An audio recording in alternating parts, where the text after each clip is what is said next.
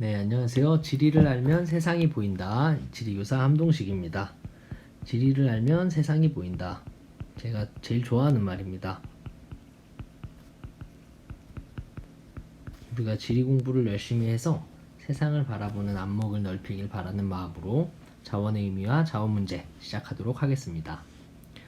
이 단원에서 대표적인 내용들은 자원의 특성과 분류, 그리고 우리나라의 광물자원, 우리나라의 에너지자원, 그리고 우리나라의 전력자원 이렇게 있습니다.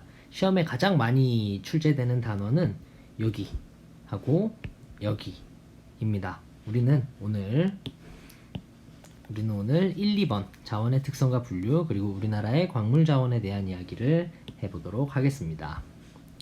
자, 자원에 대한 이야기를 먼저 하는데요. 자원이라는 게 대체 뭘까? 자원이란 인간 생활과 경제 활동에 쓸모가 있는 자연물 중에서 기술적, 경제적으로 이용이 가능한 것을 이야기합니다. 자, 여기 무슨 말이요? 일단 쓸모가 있어야 돼요. 그리고 기술적으로 이용 가능해야 하고 경제적으로 이용 가능한 것을 우리는 자원이라고 부릅니다. 자, 간단하게 정리하면 자원이란 인간 생활에 쓸모가 있으면서 기술적으로 이용 가능해야 하고 경제적으로 이용 가능한 것, 이것을 우리는 가치 있는 자원이다 라고 이야기를 합니다. 자, 밑에 있는 그림을 같이 한번 봅시다. 자연에 있는 모든 것들을 우리가 다 자원이라고 부르나? 그렇지 않습니다. 자원이라고 부르는 것은 첫 번째로 기술적으로 개발이 가능해야 해요. 개발이 불가능한 것은 자원으로 사용할 수가 없어. 그런데 기술적으로는 개발이 가능하다고 하더라도 이게 경제적 가치를 가지고 있어야만 우리는 실제적으로 유용한 자원으로 사용할 수가 있어요. 자, 다시 말해서 자원이라는 것은 자연물 중에서도 기술적으로 개발이 가능함과 동시에 경제적으로 가치가 있어야 자원이다 라고 표현을 합니다. 의미 있는 자원이 되는 거죠. 자, 이러한 자원은 크게 세 가지 특성을 가지고 있는데요. 자, 이 아이는 별표를 좀 쳐둡시다. 자, 자원의 세 가지 특성. 자원에는 크게 세 가지 특성이 있어요. 첫 번째 가변성, 두 번째 유한성, 세 번째 편재성입니다. 자, 각각의 의미를 간단하게 정리하면서 지나갑시다. 가변성이라는 건 자원의 가치가 변한다는 뜻이에요. 자원의 가치가 변하는 성질, 이것을 우리는 가변성이라고 부릅니다. 뭐 때문에 변할까? 뭐 기술이 발달할 수도 있고 경제성이 달라질 수도 있고 문화에 따라서도 달라질 수가 있습니다. 자, 대표적인 사례를 몇 가지를 들어보면 첫 번째, 석유. 오늘날의 석유는 굉장히 중요한 자원이거든요. 그런데 과거에는 그냥 썩은 물, 검은 액체라고만 불렀어요. 이 아이가 내연기관이라는 것이 기술이 발달해서 석유를 이용하면서 석유의 가치가 엄청나게 높아진 사례가 가변성입니다. 자, 이 외에도 우리나라의 텅스텐 같은 것들이 있는데 과거에 굉장히 잘 나가던 텅스텐이라고 하는 광물 자원이 있었는데 값싼 중국산이 수입되면서 우리나라의 텅스텐이 가치가 떨어져 버린 경우도 있어요. 자, 다음 세 번째, 종교에 따라서 문화에 따라서 달라지는 사례로는 이슬람교에서는 먹지 않는 것이 있어요. 뭐냐면 바로 돼지고기. 우리 예전에 통합사회에서도 배웠죠. 힌두교에서는 먹지 않는 음식이 있습니다. 뭐더라? 소고기가 되겠습니다. 이슬람교 사람들은 평생 돼지고기 맛을 모르고 힌두교 사람들은 평생 소고기의 맛을 모릅니다. 그래서 너무 안타깝다 라고 생각할 수 있어요. 어쨌든 가변성이라는 것은 자원의 가치가 변하는 성질을 이야기합니다. 자, 다음 유한성이라는 것은 무엇일까? 유한성은 간단하게 얘기해서 대부분의 자원들은 매장량이 한정되어 있어서 자꾸 사용하면 고갈돼 버린다라는 뜻이에요. 자, 그래서 여기에 나오는 대표적인 개념이 바로 가채연수라고 하는 개념입니다. 자, 가채연수, 요거는 조금 이따가 이야기를 하고요. 자, 다음 세 번째 편재성에 대한 부분입니다. 자, 편재성이라는 것은 자원이 특정 일부 지역에만 자원이 자원이 일부 지역에 편중돼서 나타나는 현상을 얘기해요.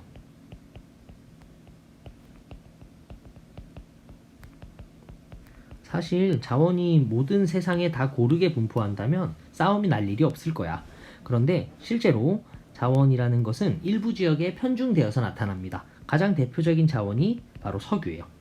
우리나라는 석유가 나지 않습니다. 그런데 저기 사우디아라비아나 서남아시아는 굉장히 많은 석유를 보유하고 있어요. 그렇기 때문에 이 석유와 같은 자원들, 이 편재성이라고 하는 자원이 편중 분포하고 있는 성질은 자원 갈등을 야기하게 됩니다. 자원을 많이 가진 나라가 자원을 적게 가진 나라한테 자원을 가지고 갑질을 할 수 있는 대표적인 사례를 우리는 자원 민족주의라고 부릅니다. 자, 그래서 자원의 세 가지 특성은 크게 가변성, 유한성, 편재성이 있습니다. 그럼 넘어가겠습니다. 자, 가채연수라고 하는 개념을 우리 정리하려고 해요. 자, 가채연수. 아까 우리 자원의 어떤 성질하고 관련해서 배운 거예요? 얘는 자원의 어떤 성? 유한성과 밀접한 관련이 있습니다. 자, 우선 가채연수의 개념을 알아둡시다. 현재의 기술 수준으로 자원을 생산하고 사용할 때 앞으로 몇 년이나 사용할 수 있을까를 나타낸 지표를 우리는 가채연수라고 부릅니다. 쉽게 얘기하면 야, 우리 자원 얼마나 더 쓸 수 있어? 라는 얘기죠. 자, 왼쪽에 보이는 이 자료는 우리나라의 주요 자원의 가채연수입니다. 자, 보시면 우리나라의 주요 자원들 어떤 애가 가채연수가 가장 길어요? 석회석은 100년을 쓸 수 있대요. 우리나라는 상대적으로 석회석의 매장량이 풍부한 나라예요. 마찬가지로 고령토가 약 40년 정도를 쓸 수 있다고 합니다. 자, 가채연수는 자원의 고갈 시기에 따라서 결정이 되잖아요. 자, 그런데 이 자원의 고갈 시기라는 것은 달라질 수 있어요. 따라서 가채연수도 달라질 수 있습니다. 우리는 이 부분에 표시를 좀 해두겠습니다. 가채연수는 달라질 수 있어요. 자, 왼쪽에 있는 자료를 같이 봅시다. 자, X축은 자원의 고갈 시기, 그리고 Y축은 비재생 자원의 매장량을 이야기해요. 자, 첫 번째 요거를 한번 봅시다. 얘는 어떤 상황입니까? 자원을 채굴하고 이용한 다음에 그대로 버리는 경우예요. 그러면 자원의 고갈 시기가 어때? 굉장히 짧다는 걸 알 수 있어요.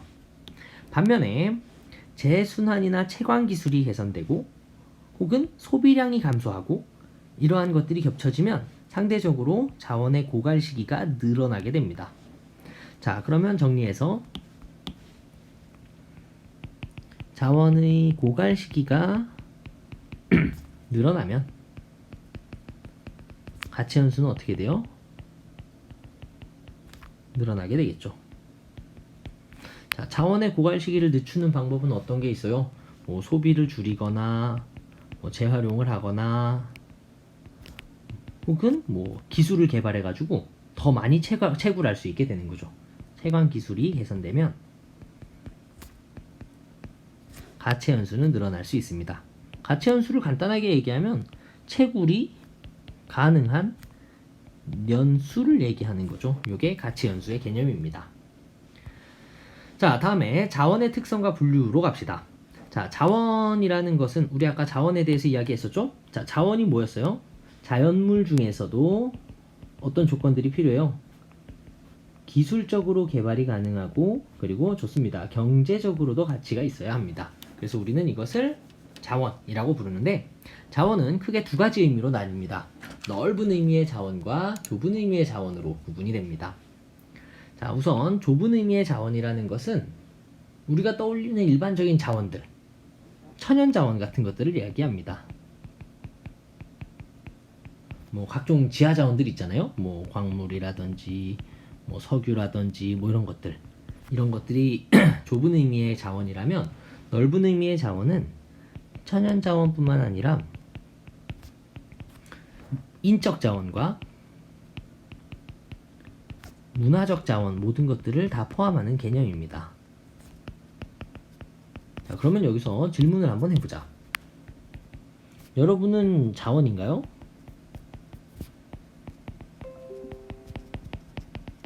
네, 여러분은 아주 훌륭한 자원입니다. 어떤 자원이야? 대표적인 인적 자원이죠. 그런데 아까 말했죠? 자원이 되려면 어때야 돼? 쓸모가 있어야 돼요. 쓸모. 그래서 나는 여러분들이 아주 훌륭한 인적 자원이 될 거라고 생각합니다. 자, 다음에 자원의 분류로 넘어갑시다. 자, 자원의 분류는 크게 두 가지예요. 비재생 자원과 재생 자원입니다. 자, 둘이 어떻게 다를까? 하나는 재생이 되는 애고 하나는 재생이 안 되는 아이예요. 자, 밑에 있는 자료를 같이 봅시다. 자, 재생 가능성에 따라서 자원을 분류한 건데요. 이 자료를 자세히 살펴보면 아주 간단합니다. 자, 사용함에 따라 고갈되는 재생 불가능한 자원. 우린 얘네를 뭐라고 불러요? 비재생 자원이라고 부르고, 뭐 사용량과 투자 정도에 따라 재생 수준이 달라지는 자원, 얘네는 그때그때 달라요. 반면에 사용량과 무관하게 재생 가능한 자원은 우리는 재생 자원이라고 부릅니다. 자, 밑에 있는 내용들을 한번 눈에 익혀두세요. 자, 이쪽으로 갈수록 비재생 자원이고 이쪽으로 갈수록 재생 자원이에요. 자, 그렇다면 가장 비재생 자원의 끝판왕은 누구예요? 바로 화석연료입니다. 자, 화석연료라는 건 뭘까? 화석이 연료가 된 걸 얘기해요. 요거는 조금 적어두세요. 대표적인 화석연료는 크게 세 가지입니다. 석유, 석탄, 그리고 천연가스. 얘네들은 대표적인 화석연료예요. 자, 반면에 비금속 광물과 금속 광물은 사용량과 투자 정도에 따라서 그 수준이 달라질 수 있는 자원을 이야기합니다. 자, 그리고 가장 오른쪽 끝에 있는 거, 태양력, 풍력, 조력, 수력 이런 애들은 사용량과 무관하게 재생 가능한 자원을 이야기를 합니다. 자, 그러면 자원에 대한 내용들을 잘 정리가 되었는지 이 내용을 가지고 한번 정리해 봅시다. 자, 왼쪽에 있는 자료는 우리가 아까 자원의 개념을 정의할 때 썼던 내용이고요. 여기 아래쪽에 있는 내용은 자원을 재생자원과 비재생자원으로 분류할 때 썼던 자료예요. 이 두 가지 자료를 같이 보면서 이 각각의 A, B, C, D, E가 어떤 사례에 해당하는지를 한번 정리를 해봅시다. 자, 여러분들 프린트를 잘 보시면 그 사례들이 나와 있을 거예요. 자, 하나씩 봅시다. 첫 번째, 바람을 이용한 풍력 발전이 신재생 에너지로 각광받게 됐대요. 자, 그러면 봅시다. 바람을 이용하는 거. 그러면 여기에 해당하겠네.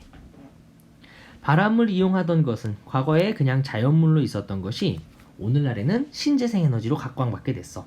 기술적으로 개발 가능한 곳을 뛰어넘어서 어디까지? 경제적 의미의 자원 안으로 들어온 사례입니다.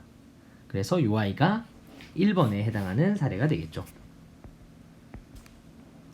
자, 다음 두 번째, 수입 원자재 가격이 상승하면서 국내 텅스텐이 경제성을 회복해서 재가동했대. 이건 무슨 말이야? 원래는 그냥 텅스텐을 못 쓰고 있었는데 얘가 경제성을 회복했대. 그러면 어떤 아이가 해당할까? 경제성이 없었어, 처음에는. 쉽게 얘기하면 기술적으로는 개발이 가능했는데 경제성을 갖게 된 걸 얘기해요. 텅스텐은 대표적인 금속 광물에 해당합니다. 그래서 과거에는 경제적으로 가치가 없었다가 오늘날에 새롭게 가치를 갖게 됐다 라고 하는 사례가 돼서 얘가 2번이 되겠습니다. 자, 다음 3번 봅시다. 석기 시대에는 무의미했던 석회석 같은 것들이 오늘날에는 시멘트 공업의 주로 원료가 됐대. 자, 석기 시대까지만 해도 얘는 기술적으로도 개발 못했고 경제적으로도 개발을 못했어. 그런데 이제 그 자연물에 있던 것이 이제는 가치가 있는 것이 됐다는 얘기죠. 자, 그렇다면 이 석회석은 어디에 해당하냐면 대표적인 비금속 광물입니다. 그래서 자연물에 있던 애가 가치를 갖게 됐다 라고 하는 내용에 해당하니까 이 아이가 3번이 되겠죠. 자, 다음에 4번 가겠습니다. 과거의 주 연료였던 나무가 신탄이 열 효율이 낮아서 다른 연료로 대체됐대요. 자, 열 효율이 떨어진다라는 건데, 자, 대표적인 그 신탄이라는 건 나무, 삼림을 얘기하거든요. 혹은 화석연료. 과거에는 가치가 있었던 애가 이 경제적 가치를 상실하고 기술적으로 개발 가능한 수준으로 머무르게 된 사례가 됩니다. 그래서 얘가 4번이고요. 남은 5번, 사용량이 급감했던 연탄이 석유 가격이 폭등하면서 사용량이 증가했대. 석유, 석탄, 천연가스는 대표적인 화석연료에 해당하고요. 과거에는 경제성을 잃어서 석유에 밀려있던 아이가, 기술적으로만 개발이 가능했던 아이가 석유 가격이 오르니까 연탄이 상대적으로 경제적 가치를 갖게 됐다 라는 사례에 해당하니까 얘가 5번 사례가 되겠습니다. 자, 여기 파트는 굉장히 어렵게 나왔을 때, 과거에 이 아이가 수능에 한번 나왔는데 사람들이 여기 파트를 되게 쉽게 알다가 박살났던 사례가 있어요. 그래서 어렵게 나면 이 정도 나는구나 라고 정리해 두시면 되겠습니다. 자, 다음에 자원의, 우리가 방금까지 정리한 내용들은 여기 자원의 특성과 분류에 대한 내용입니다. 자, 간단하게 다시 한번 정리하면 자원의 특성, 자원의 특성 세 가지. 어떤 특성들이 있었니? 첫 번째, 자원의 가치가 변한다. 그때그때 변한다. 가변성. 또 자원의 양은 제한되어 있다. 유한성. 자원은 전 세계 고르게 분포하니? 아니, 여기저기에 편제되어 분포한다 라고 하는 자원의 편제성에 대한 내용들을 정리를 했습니다. 다음 두 번째로는 자원의 분류. 우리가 공부한 대표적인 자원 분류는 재생이 가능한 거, 그리고 재생이 불가능한 거. 이걸 비재생 자원이라고 부르죠. 자, 비재생 자원의 대표적인 사례가 뭐였어요? 네, 석유, 석탄, 천연가스와 같은 화석연료들을 우리는 비재생 자원이라고 부릅니다. 자, 여기까지 해서 우리가 오늘 정리한 내용은 자원의 특성과 분류가 되겠습니다. 자, 오늘은 여기까지 하겠습니다.